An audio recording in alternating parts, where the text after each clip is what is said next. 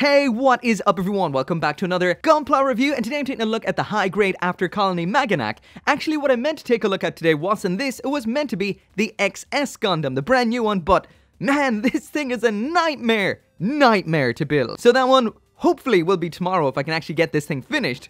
But for today, it's going to be this right here, which was definitely not a nightmare to build. This thing was a pleasure. Anyway, as usual, if you do want one of your own, there is a link down there in the description. You can get yours at HobbyLink Japan. But for now, let's take a look at this thing. So that right there is what this kit looks like out of the box and snapped together. And I have to say, Bandai really did this Maganac justice. There is one minor flaw with this that I will mention in a little bit, but all in all, they stayed so true to the show, it's unbelievable. Sometimes Bandai does try to redesign things, make it look a little bit maybe better or more streamlined or something, but they kept this thing looking as clunky and goofy as it should. Those legs are thick, it barely has a neck. It's really basic looking, and that's the way it should look. On top of that, the plastics they've used with this kit are as good as they can get. We've got a semi-gloss on the yellowy color there, as well as the light beige. And that lovely chocolatey brown is in an almost matte. And on top of that, the plastic is so nice to work with. So even though this is quite comparable to the Leo, plastic-wise, it is far superior. This was just clipped off the runners. That is it. No cleanup has been done whatsoever. And the plastic just is so soft, so buttery that it barely leaves a mark at all. All this needs is one little bit of a file, or you could even rub your nail across these and they would just come off. Very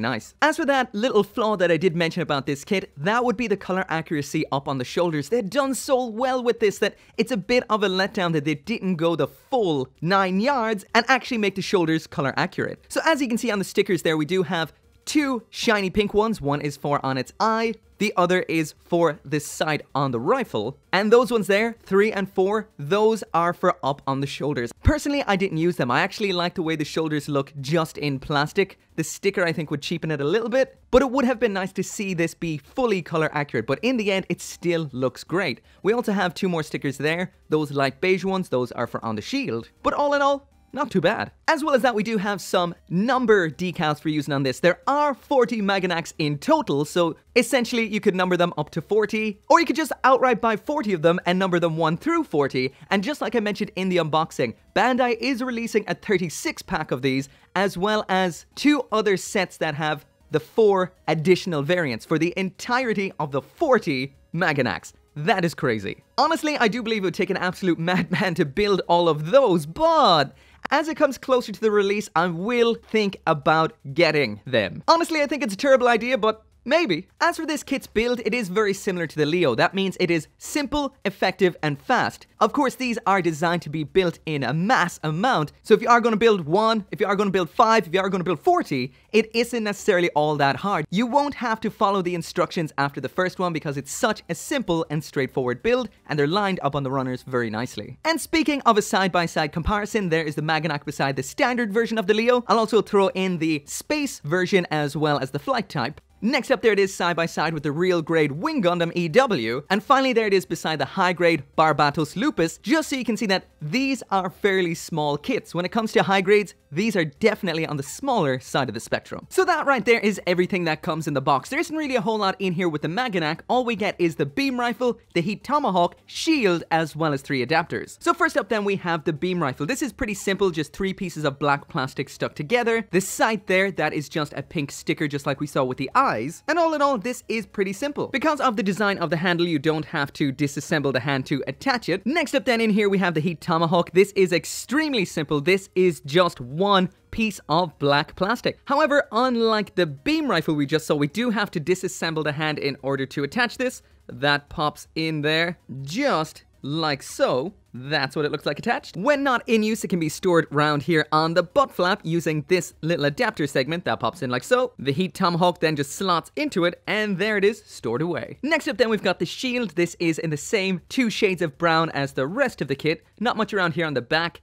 To attach it, we do use this little adapter segment. That then connects into the back of the arm, just like that. And one thing that is pretty cool is the beam rifle can actually be stored in underneath there when it's not in use, so that is pretty cool. Lastly then, we do have one more adapter. This is for putting the shield around on the backpack. That just pops in there where that other adapter, this one right here, was, and simply enough that just slots then into that slot up there. Simple as that. Does stand out quite a bit from the backpack, but that is what it looks like attached. It is worth noting that all of this kit's equipment can be stored on the mobile suit, which is awesome, but there is one minor little down point, and that is the fact that the beam rifle doesn't connect in here very securely. That does just fall out quite easily. But all in all, besides that, pretty damn awesome. So now moving on to the articulation, and as usual, from the head down. The neck joint there is a typical ball joint, as well as this little bit of articulation there, but because of the design of this grunt suit, the articulation is a little bit limited. We do have that giggity. That's all we get for side to side, however, and there we have up and down. So it looks like I'm doing next to nothing because, well,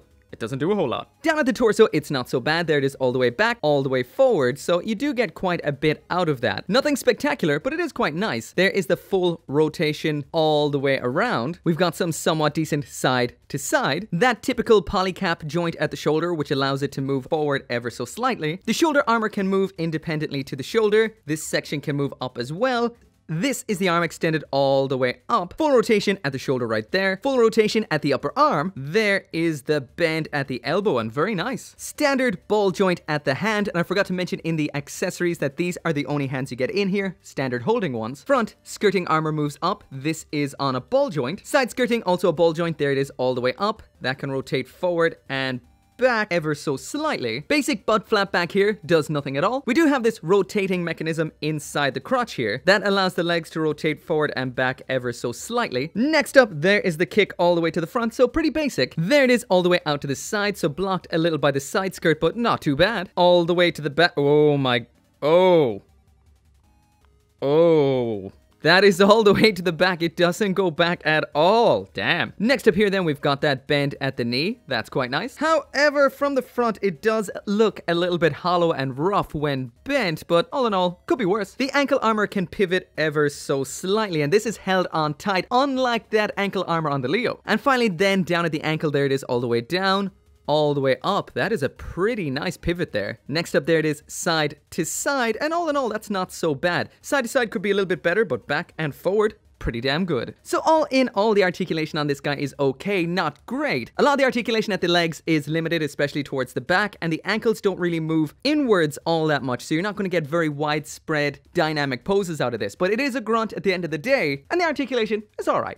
So that right there is it for the review, and all in all, this is silver tier, standard high grade. It's not great, and there's nothing wrong with it whatsoever. The plastic on this is absolutely fantastic. There is the color issue on the shoulders. They're not color accurate, but then it could be worse.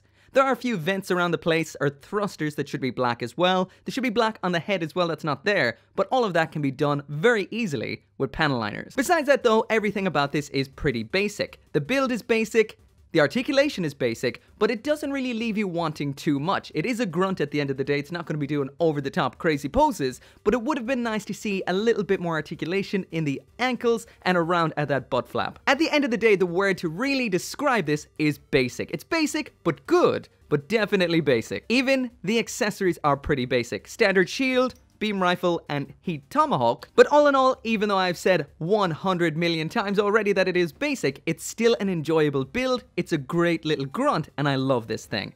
Definitely worth the buy. Anyway, if you do want one of your own, there is a link down there in the description. You can get yours at Hobby Link Japan. As always, thank you so much for watching. Make sure to come back for more Gunpla reviews, and I'll see you next time.